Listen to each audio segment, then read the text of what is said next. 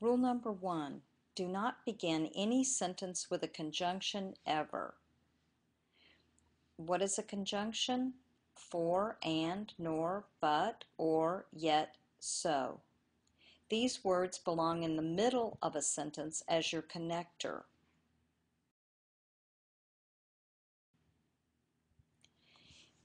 Rule number 1, do not begin any sentence with a conjunction ever. What's a conjunction?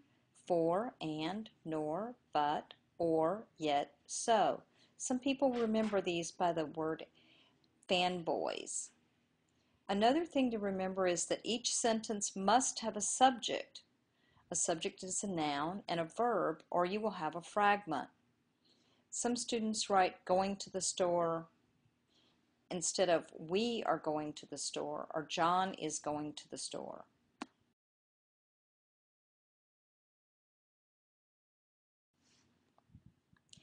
Rule number 2, create a strong thesis statement. This is going to be the entire point of your work. A thesis statement is not the opening sentence to the first paragraph. It should be the last sentence. A strong thesis will also have a because clause sometimes and several parts. For an example, the BP oil spill was a major disaster for the Gulf region because it impacted the fishing industry, tourism, and the marine life in the vicinity of the spill.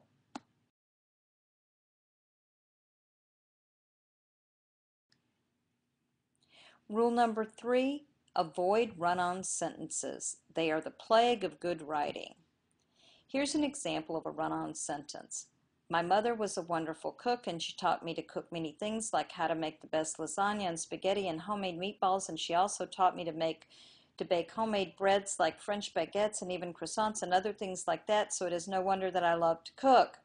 Notice that I could not read through the sentence without taking a breath.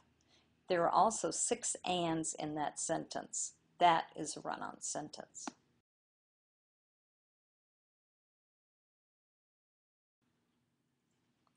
Avoid having more than one and in your sentence. In this slide, we've corrected our run-on.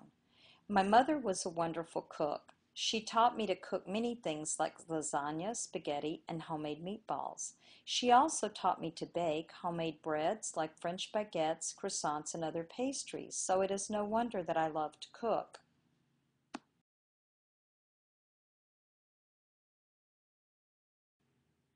Rule number 4, if you begin a sentence with a dependent clause word, you will need a comma after the clause. The sentence of rule number 4 is a good example of that. Some of the most common dependent clause words are when, since, after, if, because, before, under, upon. So if you start a sentence with any of these words, a comma will occur after the dependent clause. Some examples: when I was 16, comma, I learned to drive. Since I was 16, I have been driving a car. Because I was only 16, comma, I didn't know how to drive a car. Before I was 16, I didn't know how to drive a car. So you see how we use the comma after the dependent clauses?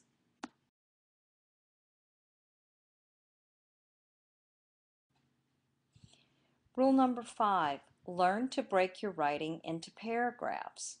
What is a paragraph? Well, each paragraph should have one topic that you are covering. And although there's no set length for a paragraph, I tell my students to aim for 3 to 8 sentences in length. The first sentence is going to tell the reader what the paragraph is about. That is your topic sentence. Every paragraph needs a topic sentence. This will also be your lead and sometimes called your hook. It makes the reader want to keep reading. It also tells them what the paragraph is going to be about.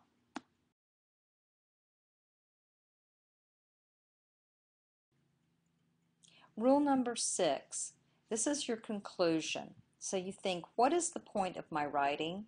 What do I want my reader to take away from this experience? This is where you drive home your point. Do not simply restate your introductory paragraph.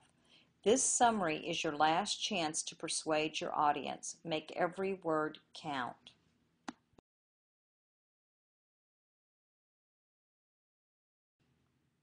Rule number 7 is simple. Read your work aloud. Read your entire essay or paragraphs or whatever you're writing aloud. Yes, read it aloud. If you can read it and pause only where you have a period or a comma, then you probably have a very polished essay.